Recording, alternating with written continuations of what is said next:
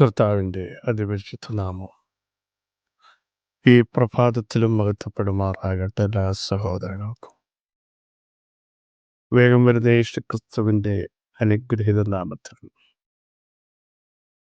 ക്രിസ്തീയ വന്ദനത്തെ അറിയിക്കും. തങ്ങൾ ഏകാഗ്രചിത്തന്മാരായിരിക്കുന്നവർക്ക്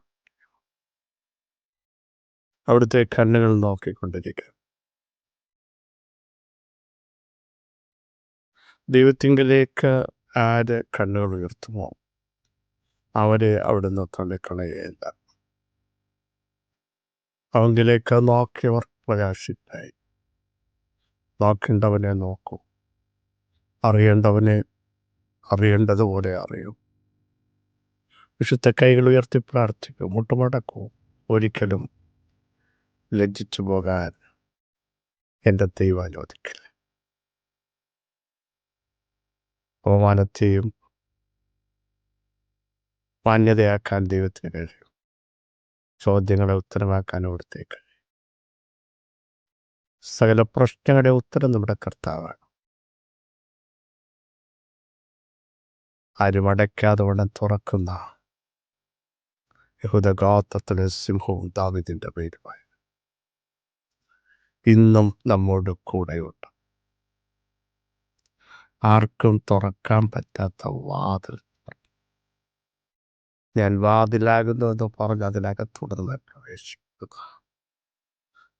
ദൈവത്തിൻ്റെ ശ്രേഷ്ഠഭുജത്തിനായി നമുക്ക് നന്ദിയോടെ സ്തോത്രം ചെയ്യും.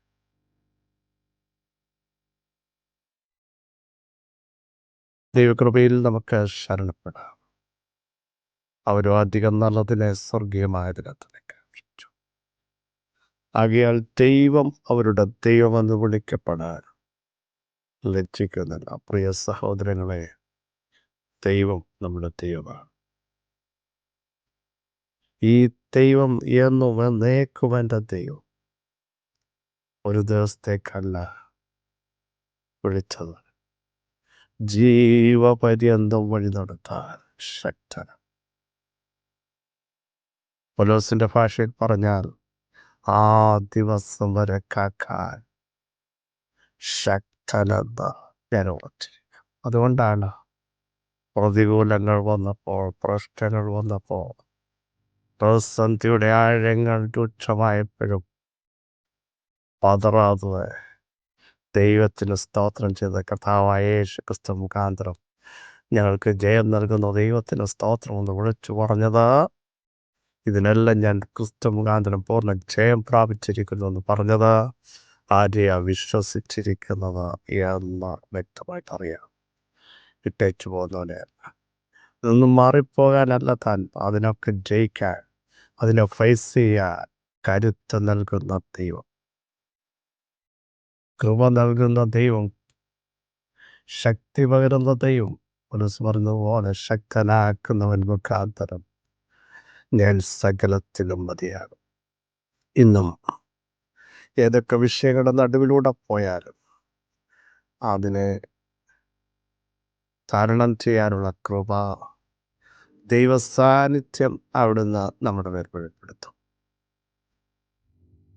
എൻ്റെ നീതിമാൻ വിശ്വാസത്താൽ ജീവിക്കുമെന്ന് ഓരോ ദിവസവും പ്രഖ്യാപനം ചെയ്തുകൊണ്ട് മുൻപോട്ട് പോകാൻ നമുക്കിടയാവണം. സൈന്യങ്ങളുടെ ദൈവമായ യഹോവ നമ്മോട് കൂടെ. യാക്കോബിൻ്റെ ദൈവം നമ്മുടെ ദുർഗമാണ്, അഭയകേന്ദ്രമാണ്. ഒരു ശക്തിക്കും അവിടേക്ക് വരാൻ പറ്റില്ല. അവിടുത്തെ ചിറകിൻ്റെ മറവിൽ നമ്മളെ സംരക്ഷിക്കുന്ന ശ്രേഷ്ഠനായത്. ആറ്റിൻ്റെ മറവിൽ വസിക്കാൻ സർവശക്തന്റെ ചിറകിൻ കീഴിൽ ചലനം പ്രാപിക്കാൻ തയ്യാറാകൂ. പകൽ പറക്കുന്ന അസ്ത്രത്തിനോ, ഇരുട്ടിൽ സഞ്ചരിക്കുന്ന മഹാമാരിക്കോ, ഉച്ചയ്ക്ക് നശിപ്പിക്കുന്ന സംഹാരത്തിനോ നമ്മെ തൊടാൻ കഴിയാതെ വണ്ണം ദൈവത്തിൻ്റെ കൃപയിൽ നമ്മളെ അവിടുന്ന് മറയ്ക്കും. ധൈര്യത്തോടെ പറ, എൻ്റെ നീതിമാൻ വിശ്വാസത്താൽ ജീവിക്കും. ആവർത്തിച്ചു പറ, ശക്തിയോടെ ഞങ്ങൾ മുൻപോട്ട്. സകലത്തെ ജയിക്കാൻ അവിടുന്ന് ഞങ്ങൾ കൃപ നൽകും. കാരണം അവിടുന്ന് വിളിച്ചു പറഞ്ഞില്ലേ, ലോകത്തിൽ നിങ്ങൾക്ക് കഷ്ടമുണ്ട്, ധൈര്യം ചോർന്നു പോകാനാണ് പറഞ്ഞത്. എങ്കിലും ധൈര്യപ്പെടുവീൻ, കാരണം അവിടുന്ന് പറഞ്ഞു, ഞാൻ ലോകത്തെ ലോകത്തെയും ലോകത്തിലെ സകല ശക്തികളെയും ജയിച്ച ഒരുവൻ നമുക്ക് കൂടെ ഉണ്ട്. നമ്മുടെ കൂടെ എപ്പോഴും ഉണ്ട്. ധൈര്യപ്പെടുവീരെന്ന കർത്താവ് പറഞ്ഞു. പുറപ്പാട് പുസ്തകം 13-ാം അധ്യായം 18-ാം വാക്യം നമുക്ക് സുപരിതമാണ്.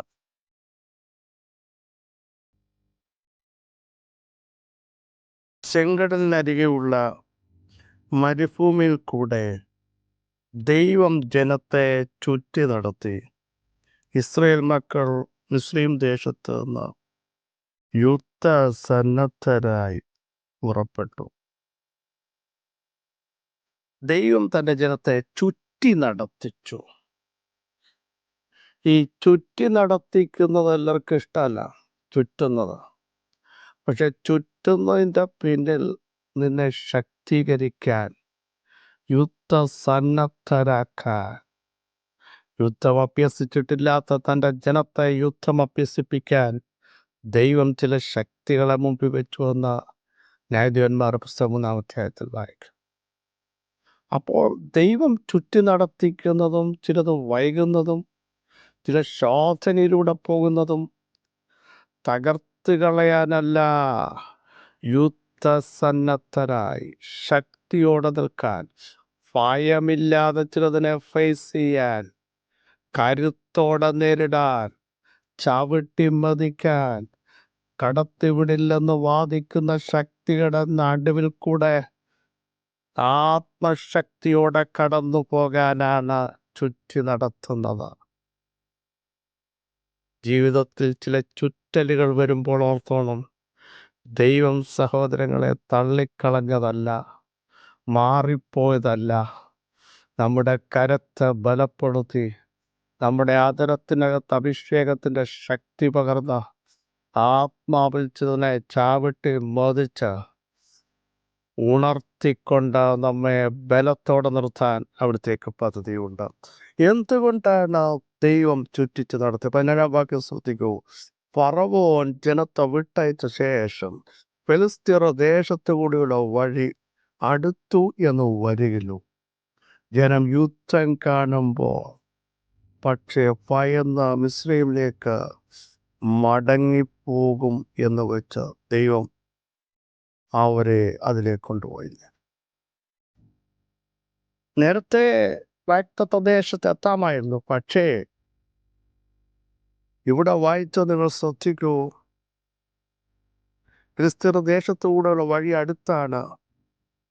യുദ്ധം വരുമ്പോൾ ജനം പെട്ടെന്ന് മിസ്രയീമിലേക്ക് പോകും. വന്നിടത്തേക്ക് ദൈവം പുറപ്പെടുവിച്ചത്, ഫറവോന്റെ അടിമത്തത്തെ പൊട്ടിച്ചത്, വർഷങ്ങൾക്ക് മുമ്പ് പിതാവായ അബ്രഹാമിനോട് പറഞ്ഞ വാഗ്ദത്തം, 400 സംവത്സരം കഴിയുമ്പോൾ ഞാൻ ഈ ജനത്തെ പുറപ്പെടുവിക്കുമെന്ന് പറഞ്ഞ വാഗ്ദത്തം നിറവേറ്റിയത് തിരിച്ചതിനെ അടിമനുഖത്തിൽ കൊണ്ടുപോകാനല്ല, വിട്ടിടത്തേക്ക് വന്നിടത്തേക്ക് പോകാനല്ല. മിസ്രയീമിൽ ഒരു കുളം പോലും ശേഷിക്കാതെ എൻ്റെ ജനത്തെ ആരാധനയ്ക്ക് വിട്ടയക്കാൻ പറഞ്ഞ വാചനത്തിൻ്റെ ശക്തിയുടെ വ്യാപാരം വെളിപ്പെട്ടു വരുന്ന നിമിഷമായിരുന്നത്. അങ്ങനെയെങ്കിൽ വന്നിടത്തേക്ക് പോകാൻ ഇടയാവാതെ, യുദ്ധം കണ്ട് പിന്മാറിപ്പോകാതെ, ആ യുദ്ധത്തിൽ ശക്തരായി, ചിലതിനെ ആവർത്തിച്ചു പറയുന്നു, കാൽ കീഴാക്കി കമാൻഡ് ചെയ്ത് നിന്നെ വിടത്തില്ലെന്ന് വാദിച്ച എരിഹോ ശക്തികൾ, മോവാബ് ശക്തികൾ, ബശാൻ ശക്തികൾ, ഇതിൻ്റെ നടുവിലൂടെ നടത്താൻ ദൈവത്തിന് പദ്ധതിയുള്ളപ്പോൾ ഭീരുത്വത്തിൻ്റെ ആത്മാവിനെ അല്ല സഹോദരങ്ങളെ നമ്മുടെ അകത്ത് ദൈവം നൽകിയത്. എത്ര വിശ്വസിക്കുന്നു? ഭയപ്പെട്ടു പോകുന്ന ആത്മാവിനെയാണോ? അബ്ബാ പിതാവേ എന്ന് വിളിക്കുന്ന പുത്രത്വത്തിൻ്റെ ആത്മാവ് നമ്മുടെ അകത്തുണ്ടെങ്കിൽ ചിലത് കണ്ട് പിന്മാറിപ്പോകാൻ, നിരാശപ്പെട്ട് പ്രാർത്ഥന കുറയ്ക്കാൻ, ആരാധന കുറയ്ക്കാൻ, അഭിഷേകത്തിൽ ചോർച്ച വരുത്താൻ പിശാച് പദ്ധതിയിടുമ്പോൾ തമ്പുരാൻ പറഞ്ഞില്ല, അവർക്ക് ഞാൻ കരുത്ത് പകരും, ബലം നൽകി, ശക്തീകരിച്ച് പടക്കൂട്ടത്തിന് നേരെ പാഞ്ഞെല്ലാൻ, മതിലുകൾ ചാടിക്കടക്കാൻ. ആവർത്തിച്ചു പറയുന്നു, വഴിമാറത്തില്ലെന്ന് വാദിക്കുന്ന ചിലതിൻ്റെ നടുവിലൂടെ നിന്നെ നടത്താൻ ദൈവം നിന്നെ യുദ്ധസന്നദ്ധരാക്കുക. നിന്റെ കാലുകളെ അഭ്യസിപ്പിക്കുക, നിന്റെ കൈകൾക്ക് യുദ്ധാഭ്യാസം വരുത്തുക. പ്രിയ സഹോദരങ്ങളെ, ഈ പോരാട്ടത്തിൽ ദൈവം കാണാതിരിക്കുന്നതല്ല. കരുത്തോടെ ചിലതിനോട് കമാൻഡ് ചെയ്യാൻ, ആത്മാവിൽ മൂവ് ചെയ്യാൻ, നിന്റെ വായ് കൊണ്ട് തന്നെ ചില കൽപ്പനകളിലൂടെ ചിലത് തുറന്നു വരാൻ പറയാൻ, യേശുവിൻ്റെ നാമത്തിൽ എപ്പത തുറന്നു വരാൻ പറയാൻ, ചിലതിനെ നിശ്ചലമാക്കാൻ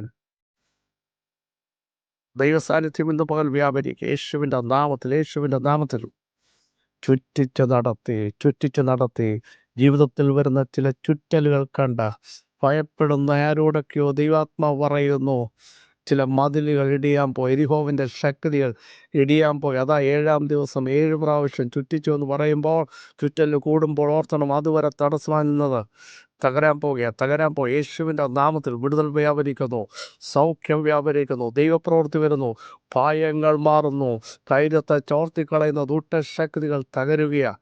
യേശുവിൻ്റെ നാമത്തിൽ പുറകോട്ട് പോകരുത്, പ്രാർത്ഥന കുറയ്ക്കരുത്, ആരാധിക്കാതിരിക്കരുത്. ദൈവത്തിന് മുഴുവൻ മഹത്വം കൊടുക്കൂ. ദൈവശക്തി ഇറങ്ങുകയാണ്. യേശു ക്രിസ്തുവിൻ്റെ അധികാരമുള്ള നാമം ചൊല്ലി, പിതാവേ, അവിടുത്തെ ജനത്തിനു വേണ്ടി ഞങ്ങൾ ഈ പ്രഭാതത്തിൽ പ്രാർത്ഥിക്കുന്നു. അവരെ ചുറ്റിച്ച് നടത്തുന്നെങ്കിൽ അതിൻ്റെ പിന്നിൽ വെളിപ്പെടുന്ന ദൈവത്തിൻ്റെ പ്രവൃത്തി, ദൈവത്തിൻ്റെ ശക്തി, ദൈവത്തിൻ്റെ വിടുതൽ, ദൈവത്തിൻ്റെ സാന്നിധ്യം നസറ യേശുവിൻ്റെ നാമത്തിൽ ഇന്ന് പകൽ വെളിപ്പെടുത്തി ആദരിക്കുന്നതിന് സ്തോത്രം. സൈന്യത്താലല്ല, ശക്തിയാലല്ല, അങ്ങയുടെ ആത്മാവിനാൽ തന്നെ അവർ മുമ്പോട്ട് പോകുന്നു. കടത്തിവിടത്തില്ലെന്ന് വാദിക്കുന്ന, പ്രവേശിപ്പിക്കത്തില്ലെന്ന് പറഞ്ഞ് അകത്തോട്ടും പുറത്തോട്ടും വെല്ലുവിളിച്ച് നിൽക്കുന്ന ശക്തിയുടെ മേൽ ദൈവം അവർക്ക് ജയം നൽകി, കാലുകൾക്ക് ബലം നൽകി, കാര്യങ്ങളെ ശക്തീകരിച്ച് ആദരത്തിലൂടെ ദൈവ സാന്നിധ്യം ഇറങ്ങി ചിലതിനെ കർത്താവെ മെതിച്ചു കളയാൻ അവരെ ഉപയോഗിക്കുന്നതിന് സ്തോത്രം. യേശുവിൻ്റെ നാമത്തിൽ സൗഖ്യം വ്യാപരിക്കുന്നു. യേശുവിൻ്റെ നാമത്തിൽ അസാധ്യങ്ങൾ സാധ്യമാക്കുന്നു. യേശുവിൻ്റെ നാമത്തിൽ ചില വ്യക്തികളുടെ മേൽ വ്യാപരിച്ച ഭയത്തിൻ്റെ ശക്തികളെ സ്വർഗമെടുത്ത് മാറ്റുന്നതിന് സ്തോത്രം. അവരുടെ മഹത്വം ഇറങ്ങുന്നതിന് സ്തോത്രം. സകല മഹത്വമായ യേശുവിൻ നാമം തന്നെ. ആമേൻ.